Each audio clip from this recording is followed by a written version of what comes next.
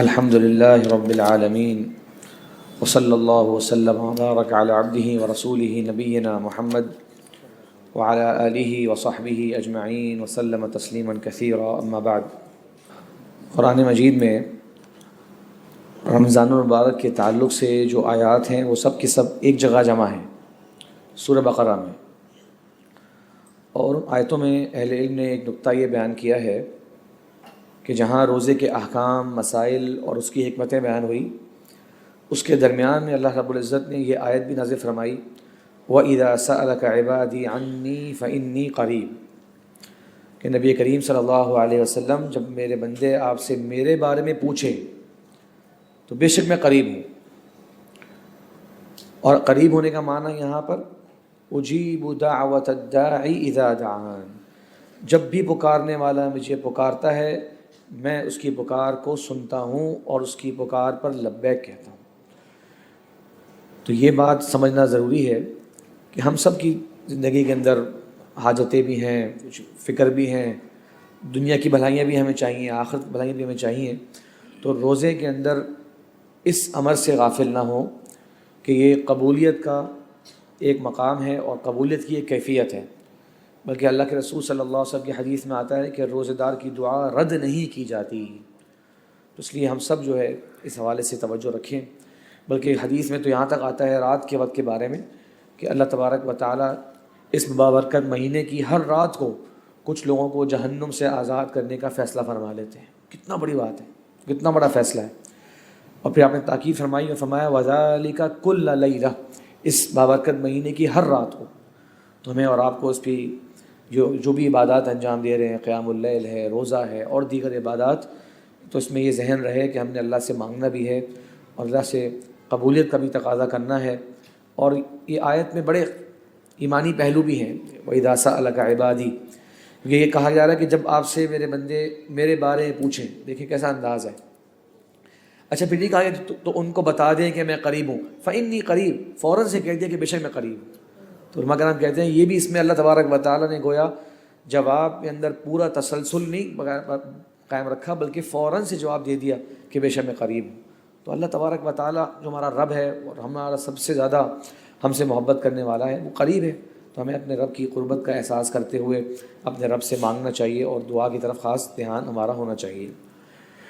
اس کے بعد آج کی ہماری جو تراویح میں ہم نے 5واں پارہ اور سورہ نساء کی تلاوت الحمدللہ مکمل ہوئی۔ تو 5ویں پارے میں جو مسائل اور احکام ذکر ہیں، میں مختصراً پہلے آپ کو جسے کہتے ہیں اس کی ہیڈنگز بتا دوں۔ تو اس میں عشرت، گھریلو معاملات کے تعلق سے شروع میں احکامات بیان ہوئے ہیں، پھر اس کے اندر عدل و احسان کا ذکر ہے، یعنی کہ تعلقات کے اندر، خاص کر میاں بیوی کے تعلقات کے اندر اس میں انصاف ہو، اس میں احسان کا جذبہ ہو۔ پھر جہاد کے احکامات کافی تفصیل سے اس صورت میں ذکر ہوئے ہیں، اور پھر اللہ تبارک و تعالیٰ نے منافقین کی جو چالیں ہیں اور ان کی جو مذمت ہے اس کا تذکرہ فرمایا۔ پھر کچھ قتل، اگر کسی کا قتل ہو جائے اس کے تعلق سے کچھ احکامات کا ذکر ہے، اور پھر ہجرت، اللہ کی راہ میں دیار کفر کو چھوڑ دینا، ایمان کی منزل کی طرف آگے بڑھ جانا، ایمان کی سرزمین کی طرف جا کر پناہ اختیار کر لینا، اس کے احکام ہیں۔ اور پھر صلاۃ الخوف، یہ چوتھا ہجرت کا سال تھا، اس میں جنگ ہوئی تھی غزوہ ذات الرقاع کے نام سے، اس میں یہ بھی عبادت مسلمانوں کو دی گئی، یعنی کہ نماز حالت خوف میں جب دشمن سامنے ہو اس کے بھی احکامات اللہ تعالیٰ نے اس میں ذکر فرمائے، اور پھر اس کے بعد سیدھی راہ پر چلنے کی باتیں ہیں۔ شروع میں اس کے اندر ایک عظیم آیت ہے۔ اللہ کے نبی صلی اللہ علیہ وسلم ایک مرتبہ عبداللہ بن مسعود رضی اللہ عنہ سے کہتے ہیں، اور حدیث صحیح بخاری میں ہے کہ اقرأ علیہ، مجھ پر قرآن مجید پڑھو، مجھے قرآن مجید پڑھ کر سناؤ۔ تو عبداللہ بن مسعود رضی اللہ عنہ نے کمال ادب سے کہا اقرأ علیک وعلیک انزل، میں آپ کا قرآن پڑھوں اور قرآن تو نازل آپ پر ہوا ہے۔ تو آپ نے فرمایا کہ میرا دل کرتا ہے کہ میں کسی اور سے قرآن کی تلاوت سنوں۔ تو حضرت عبداللہ بن مسعود رضی اللہ عنہ نے جو ہے وہ سورہ نساء کی تلاوت کرنا شروع کی، یہاں تک کہ اس مقام پر پہنچے فَكَيْفَ إِذَا جِئْنَا مِن كُلِّ أُمَّةٍ بِشَهِيدٍ وَجِئْنَا بِكَ عَلَى هَؤُلَاءِ شَهِيدًا۔ جب اس مقام پر پہنچے تو اللہ کے رسول صلی اللہ علیہ وسلم نے کہا کہ حسبک، بس ٹھہر جاؤ۔ تو کہتے ہیں تو میں نے اللہ کے رسول کی طرف دیکھا تو آپ کی آنکھوں سے آنسو جاری تھے۔ تو یہ آپ صلی اللہ علیہ وسلم کا ایک تواضع اور اللہ تبارک و تعالیٰ کی اس بڑی نعمت اور اس ذمہ داری کا احساس ہے۔ کیا مطلب ہوا؟ کیا وہ وقت ہوگا جب ہم ہر امت سے ایک گواہ لے کر آئیں گے، ہر امت پر ایک گواہ قیامت کے دن ہوگا جو واضح کر دے گا اس دن کہ اے اللہ میں نے تیرا پیغام ان تک مکمل طور پر پہنچا دیا۔ اچھا غور کریں، ہر امت کا الگ الگ گواہ ہوگا، اور آپ صلی اللہ علیہ وسلم کو اللہ تعالیٰ نے یہ نہیں کہا کہ آپ خالی اپنی امت پر گواہ کے طور پر آئیں گے، نہیں، وَجِئْنَا بِكَ عَلَى هَؤُلَاءِ شَهِيدًا، آپ ان سب کی سچے نبی ہونے کی اور پوری حجت لوگوں تک پہنچانے کی گواہی دینے والے ہوں گے۔ سوچیں ذرا، تو آپ صلی اللہ علیہ وسلم نہ صرف یہ کہ اپنی امت پر گواہ ہوں گے، بلکہ پچھلی تمام امتوں کے نبیوں کے بھی حق میں اللہ کے رسول گواہی دیں گے کہ یہ سارے سچے اور صادق انبیاء کرام تھے اور انہوں نے اپنا پیغام اپنی امت کو پہنچا دیا۔ نبی کریم صلی اللہ علیہ وسلم کی گواہی اللہ تبارک و تعالیٰ پچھلی تمام امتوں پر بھی جاری فرمائیں گے۔ تو سوچیں کتنا بڑا یہ رتبہ بھی ہے، مقام بھی ہے، اور احساس کرنے والی آیت بھی ہے۔ تو دیکھیے میرے اوپر اور آپ کے اوپر دین اسلام کی کتنی حجتیں تمام ہوئی ہیں، کیا کچھ ہمیں نہیں معلوم، کتنی ہم نیکی کی راہیں نہیں جانتے، کتنی برائیوں سے ہم اور آپ واقف نہیں ہیں، پھر ہمارا عمل کیسا ہے۔ حضرت عائشہ رضی اللہ عنہ کے پاس بعض مرتبہ لوگ آیا کرتے سوالات کرنے کے لیے، تو بعض مرتبہ یہ جملہ کہا کرتی ہیں، کہتی ہیں تکثرون حجج اللہ علیکم، اتنے سارے سوالات پوچھتے ہو، اللہ تعالیٰ کی حجتیں اپنے اوپر بڑھا رہے ہو، کل قیامت کے دن مزید تمہاری کوئی حجت، کوئی تمہارا عذر باقی نہیں رہے گا۔ یعنی بعض مرتبہ ناپسند فرماتی ہیں کہ بہت زیادہ سوالات کرنے کو، کیونکہ جب پھر بات معلوم ہو جائے گی پھر تو گویا تم پر حجت تمام ہو گئی۔ تو یہ بہرحال ایک عظیم آیت ہے۔ اس کے بعد پھر اس کے اندر شرک کی قباحت بھی ذکر ہے، اور مشہور آیت ان اللہ لا یغفر ان یشرک بہ ویغفر ما دون ذلک لمن یشاء، کہ بے شک اللہ تبارک و تعالیٰ ہرگز معاف نہیں فرمائے گا کہ اللہ کے ساتھ شرک کیا جائے، اور اس کے علاوہ جسے چاہے گا معاف فرما دے گا۔ یہاں پر دو بڑے باطل فرقے گزرے ہیں امت مسلمہ کے اندر، آج تک وہ افکار پائے جاتے ہیں، ان پر رد ہے اس آیت کے اندر۔ پہلی جو فرقہ ہے وہ ہے خوارج کا فرقہ، اور دوسرا فرقہ ہے وہ ہے مرجئہ کا فرقہ۔ خوارج کا عقیدہ یہ تھا کہ جو شخص کوئی کبیرہ گناہ کر لیتا ہے وہ اسلام سے ہی خارج ہو جاتا ہے۔ اس آیت میں اللہ تعالیٰ نے فرما دیا کہ اللہ تبارک و تعالیٰ جس کی مغفرت نہیں کرے گا وہ تب ہے جب وہ شرک کرنے والا ہو، اور شرک جس نے نہیں کیا اللہ تعالیٰ چاہے تو اس کو معاف فرما دے۔ تو جب اللہ تعالیٰ اس کو معاف فرما سکتا ہے، اس کا مطلب اس کا اسلام باقی ہے کہ نہیں باقی؟ یقیناً اسلام باقی ہے، تو اسلام سے وہ خارج نہیں ہو گیا کسی کبیرہ گناہ کو کرنے کی وجہ سے۔ تو یہاں پر اس باطل فرقے پر بڑا واضح طور پر رد ہے۔ اور یہاں مرجئہ کیا کہتے تھے کہ جناب عمل کا ایمان سے کوئی تعلق ہی نہیں ہے، جو جیسے اعمال کر لو ایمان ویسے کا ویسا قائم رہے گا، تو جتنے گناہ کرتے چلے جاؤ ایمان کہیں جانے والا نہیں ہے۔ ان پر رد کیسے ہے؟ یہاں اللہ نے فرمایا لمن یشاء، اس کی مغفرت ہوگی جس سے اللہ چاہے گا۔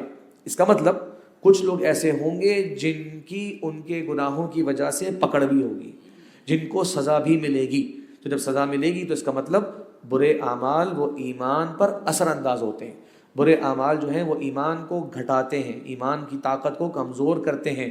اس طرح نہیں جس طرح مرجئہ کہتے ہیں کہ اعمال کا ایمان سے کوئی تعلق ہی نہیں، ایمان ہمیشہ ویسے کا ویسا قائم رہتا ہے۔ تو یہ ایک آیت سے ان دو باطل فرقے جو دیکھا جائے تو دونوں ایک الگ ایکسٹریم پر ہیں، ان دونوں پر رد ہوتا ہے۔ اور اہل سنہ کا جو موقف ہے وہ یہ ہے کہ جو شرک ہے اور کفر ہے اس کی معافی نہیں ہے، اور جس کے علاوہ جتنے بھی گناہ ہیں وہ اللہ تعالیٰ کی مرضی کے تحت ہیں، چاہے تو معاف فرما دے، چاہے تو اس پر بندوں کی پکڑ فرما دے، اور ہم اللہ تعالیٰ سے اس کے رحم کا سوال کرتے ہیں۔ ایک اور بڑی اہم یہاں پر آیت ہے، شاید آپ حضرات نے سنی بھی ہو، ہمارے ہاں کچھ حضرات اس کو ایک غلط عقیدے کو بیان کرنے کے لیے استعمال بہت کرتے ہیں۔ وہ آیت ہے سورہ نساء کی، فرمایا اللہ تعالیٰ نے وَمَا أَرْسَلْنَا مِن رَّسُولٍ إِلَّا لِيُطَاعَ بِإِذْنِ اللَّهِ۔ میں اس کا مفہوم پہلے بیان کرتا ہوں، شاید آپ نے سنا وہ ہو۔ تو کچھ لوگ کہتے ہیں جناب قرآن میں آتا ہے کہ اگر اپنی جانوں پر ظلم کر بیٹھو تو نبی کے در پر آؤ اور وہاں مغفرت مانگو تو گناہ معاف ہو جاتے ہیں۔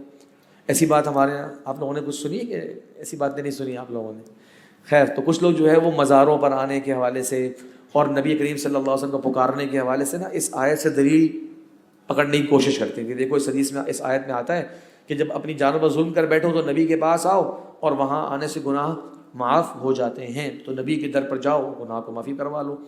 تو اس طرح قبر رسول صلی اللہ علیہ وسلم کے بارے بھی اس طرح کا عقیدہ رکھا جاتا ہے، تو وہ اکثر اس آیت سے استدلال کرتے ہیں۔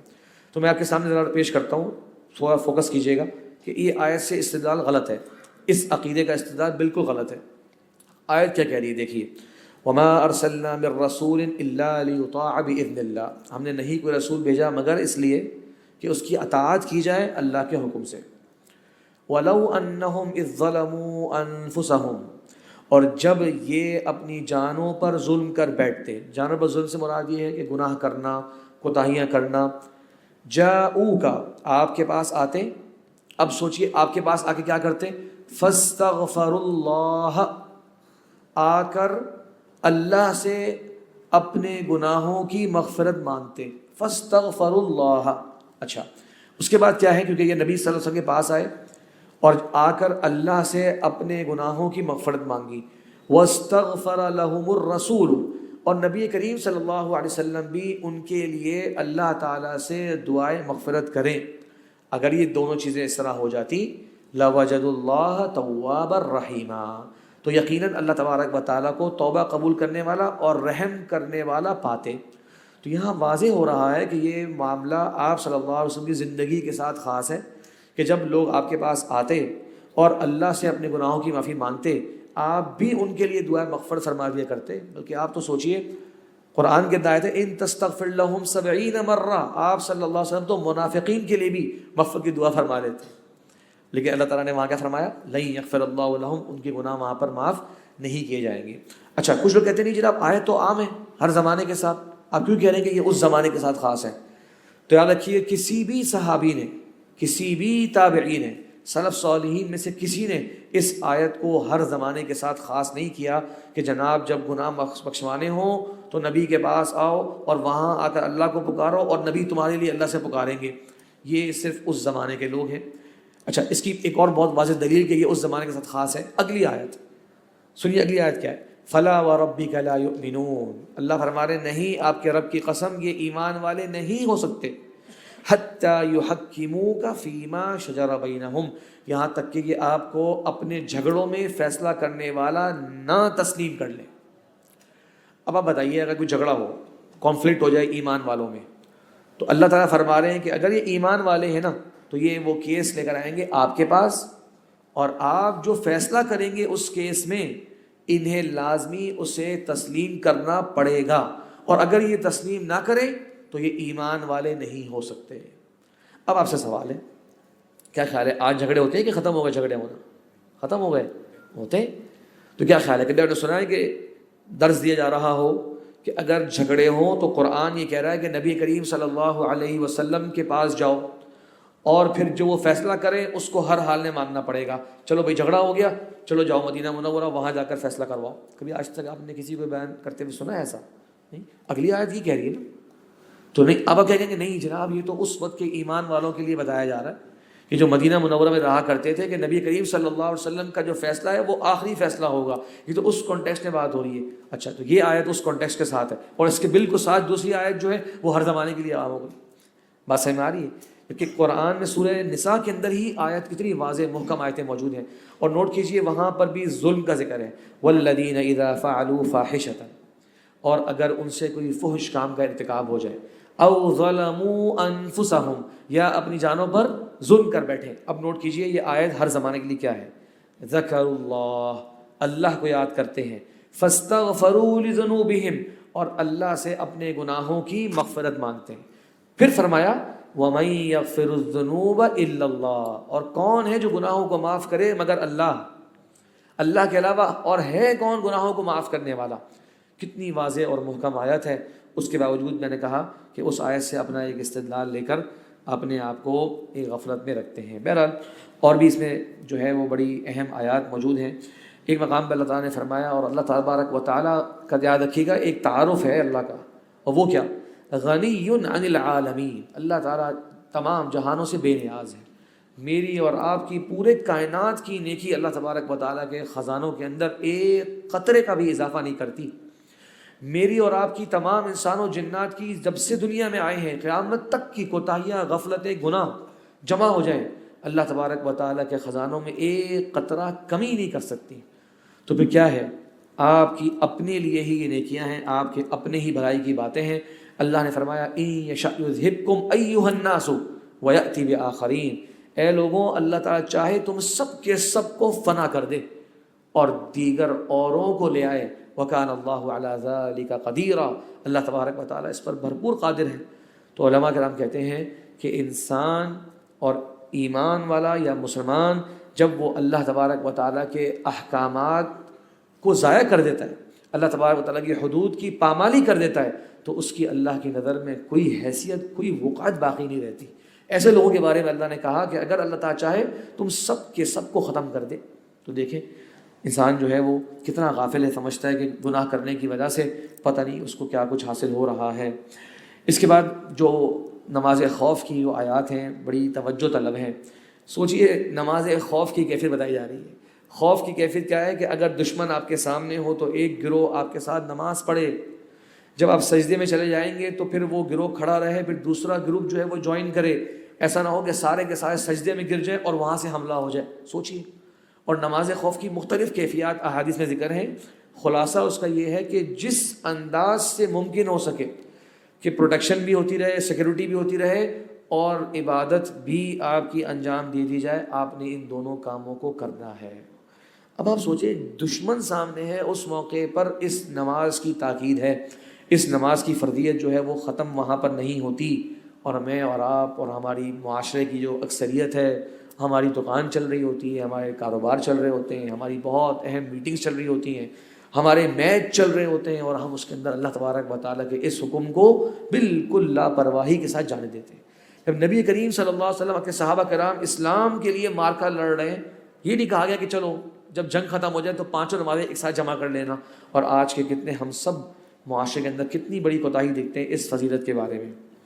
نماز کے تعلق سے ایک بات میں ذہن میں آئی، میں پچھلے دنوں ایک ویڈیو دیکھ رہا تھا، ایک نوجوان مسلمان ہوا ہے، ویسٹ میں اس کی کافی تاثیر رہی ہے۔ اس نے اتنی کمال کی بات کری کہ مطلب لوگوں نے بھی اس کی بات کو اتنا پسند کیا، اور اس کو اس وقت اسلام لائے ہوئے 2 مہینے ہوئے تھے، 2 مہینے اس نوجوان کو ہوئے تھے۔ کوئی پوڈ کاسٹ وغیرہ ہو رہی تھی، اس سے بات چیت جاری تھی، تو اس نے ایک بات یہ کہی، اس نے کہا کہ جو شخص نماز نہیں پڑھتا نا، اب ہم اور آپ جانتے ہیں اس میں سخت آیات بھی ہیں، احادیث بھی ہیں، میں اور آپ سنتے بھی رہتے ہیں، شاید کبھی کبھار ہمیں اس کی کوئی تاثیر بھی نہیں ہوتی، سن لیا، بچپن سے سن لیا۔ اس نوجوان نے جس کی عمر 22-23 سال ہے اور اس نے ابھی اسلام قبول کیا، اس نے کہا نماز نہ پڑھنے والے کی سب سے بڑی سزا یہ ہے کہ وہ نماز نہیں پڑھتا۔ ذرا غور کریں، نماز نہ پڑھنے والے کی سب سے بڑی سزا یہ ہے کہ اللہ نے اس سے اس عبادت کی توفیق چھین لی ہے۔ یہ وہ مسلمان کہہ رہا ہے کہ 2 مہینے ہوئے، کہتا ہے یار آپ کو کیا چاہیے، صبح کے وقت میں آپ اٹھتے ہیں اپنے آپ سے گندگی کو دور کر کے صاف ستھرے ہو کے اللہ کے سامنے سجدہ ریز ہو کے کائنات کے رب کے سامنے جھک کر آپ اپنے لیے خیر بھلائی اپنے دن کے اندر اللہ سے توفیق برکتیں مانگ رہے ہیں۔ اب یہ مانگنا ہی اگر آپ کو نصیب نہیں ہوا تو اصل تو محرومی نماز نہ پڑھنے والے کی یہ ہے نا کہ وہ نماز نہیں پڑھتا، اور باتیں تو چھوڑ دیں، اس کائنات کے رب کے ساتھ آپ کا تعلق ہی قائم نہیں ہوا، اس سے بڑی محرومی کیا ہوگی، اس سے بڑی پریشانی کی بات کیا ہوگی۔ میں اپنے روزمرہ کے تعلقات، دوستوں، ملنے ملانے والوں کے اگر کوئی ناراض ہو جائے کتنا میں پریشان ہوتا ہوں، کوئی ڈپریشن میں چلے جاتے ہیں، کیا کچھ ہماری صورتحال ہوتی ہے۔ اور کائنات کا رب جو ہے وہ 5 بار مسجد سے آوازیں اس کی آ رہی ہیں، حی علی الصلاۃ حی علی الفلاح کی، اور میں جو ہے وہ اپنی غفلت میں ہوں۔ بہرحال رمضان میں جیسے الحمدللہ ایک خیر کا ماحول قائم ہوتا ہے، تو آپ حضرات اپنے دل میں ایک پکا اور یقین والا جو ہے نا ایک ارادہ بنائیں کہ یہ نماز کی جو معمول اللہ کی توفیق سے رمضان میں شروع ہوا ہے اس کو قائم رکھنا ہے، اور اس میں انشاءاللہ کہیں غفلت کوتاہی آنے نہیں دینی۔ یقین کریے آپ کی سارے معاملات میں بہت خیر و برکت آپ کو حاصل ہوگی۔ اور یاد رکھیے گا اس میں لذت بعد میں آتی ہے۔ سلف صالحین میں سے یہ بات ملتی ہے، کہتے ہیں کہ میں نے اللہ تبارک و تعالیٰ کے لیے نماز پڑھی 20 سال، اور پھر اگلے 20 سال اس کی لذت محسوس کری۔ ایک عمل کی عادت بننے کی آہستہ آہستہ، پھر اس میں انشاءاللہ آہستہ آہستہ بہتری اور خیر بھی جو ہے وہ آنا شروع ہوگی۔ آخری آیت اس تعلق سے جو ہے وہ قتل کی بہرحال سے بہت ساری آیتیں ہیں، اور اس میں یقیناً ہم سب جانتے ہیں کہ ایک مومن کو قتل کر دینا اس کی جہنم کی وعید ہے اس کے اندر، اور بڑی سخت اس کے اندر آیتیں موجود ہیں۔ اور پھر صحیح جہاں پر قتل کرنے کا حق ہے وہ ہیں اللہ تعالیٰ کے دشمن، اللہ تبارک تعالیٰ کی راہ سے روکنے والے. ان کے بارے میں اللہ تعالیٰ نے فرمایا کہ کیا ہو گیا تمہیں، تو اللہ کی راہ میں قتال نہیں کرتے، جبکہ کمزور مرد اور خواتین وہ اللہ تعالیٰ سے یہ دعا کرتے ہیں کہ اے اللہ ہمیں اس بستی سے نکال دے جہاں کے بستی والے ظالم ہیں، اور ہمیں اپنی طرف سے کوئی مددگار اور ہمیں اپنی طرف سے کچھ نصرت کرنے والا پیدا فرما. تو یہ اللہ کی راہ میں جہاد کرنے والے صحابہ کرام ہوا کرتے تھے، ان کی زندگی اس میں ہوا کرتی تھی. تو اسلام کی نصرت کے اندر جہاں جسم کی ضرورت ہے، جہاں مال کی ضرورت ہے، جہاں زبان کی ضرورت ہے، جہاں کلمہ کچھ کہنے کی ضرورت ہے، میں اور آپ اپنا یہ ایک مقصد بنا لیں کہ ہم نے اور آپ نے دین اسلام کی تعلیمات کو، دین اسلام کے پیغام کو دنیا تک اور لوگوں تک پہنچانا ہے. یہ مسلمان ہونے کے ناطے میری اور آپ کی ذمہ داری ہے. کوئی خاص رتبہ، کوئی خاص پوسٹ والے لوگوں کی خالی ذمہ داری نہیں ہے، بلکہ مسلمان ہونے کے ناطے میں اور آپ اس کے پابند ہیں کہ اللہ تبارک و تعالیٰ کے دین کی نصرت اور دین کے غلبے کا جتنا عمل ہو سکے اپنے اپنے طور پر اس کو انجام دیں. اللہ سے دعا ہے کہ اللہ تبارک و تعالیٰ ہم سب کو صحیح بات کہنے، سننے، سمجھنے اور اس پر عمل کرنے کی توفیق عطا فرمائے. وآخر دعوانا ان الحمد للہ رب العالمین.